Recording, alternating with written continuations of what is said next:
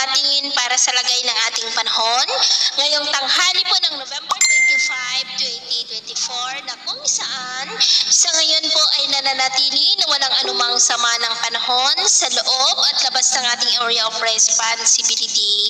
Easterlies pa rin ang hangin na umiihip sa silangan ng ating bansa, lalo na po dyan sa may Southern Luzon, Visayas at Northern part ng Mindanao. Habang amihan naman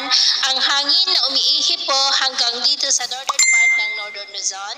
at ang shear line o imaginary line ng hangganan ng malamig na amihan at mainit na easterlies ay nag-i-extend po hanggang dyan sa may Isabela. At mayroon po tayong intertropical convergence zone na nag-i-extend naman dyan sa may southern part ng Mindanao. Ang ITZZ po ay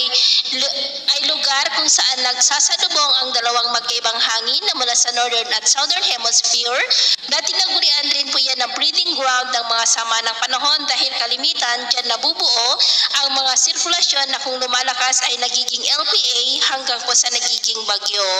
At sa atin pong long range forecast ay wala pa naman pong bagyo na namamataan na tatawid po dito sa ating bansa posibleng hanggang sa susunod na 2 linggo, pero hindi pa rin inaalis ang posibilidad na may mga low pressure areas na mabubuo sa silangan ng ating bansa sa susunod na mga araw at ang development ng mga yan ang ating babantayan. At sa lagay po ng ating panahon, ngayong tanghali ay generally fair weather naman sa malaking bahagi ng ating bansa, pero may chance pa rin ng cloudy skies with isolated rains ilang bahagi ng Cagayan Valley, ilang bahagi ng Cordillera, Quezon, Camarines Norte, Calapan, ilang bahagi po ng Palawan, Panay Island, ilang bahagi ng Negros, Cebu, Bohol, Leyte, Samar Provinces, Caraga, Davao Region, ilang bahagi ng Sorsogon, Zamboanga del Norte, at ilang bahagi po ng Sulu Archipelago. At sa susunod po na mga oras ay posible pa rin ang cloudy skies with isolated rains sa mga nabanggit po na lugar, kaya mag-ingat pa rin tayo sa mga banta pa rin po ng mga pagbaha at pagguho ng lupa. Sa atin naman pong mga baybayin,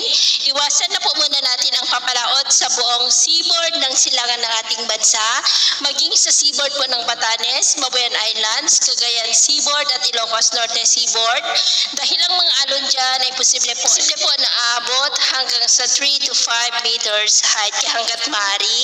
ay iwasan na po muna natin ang papalaot dyan sa mga may kulay pula para mas makaiwas sa mga sakuna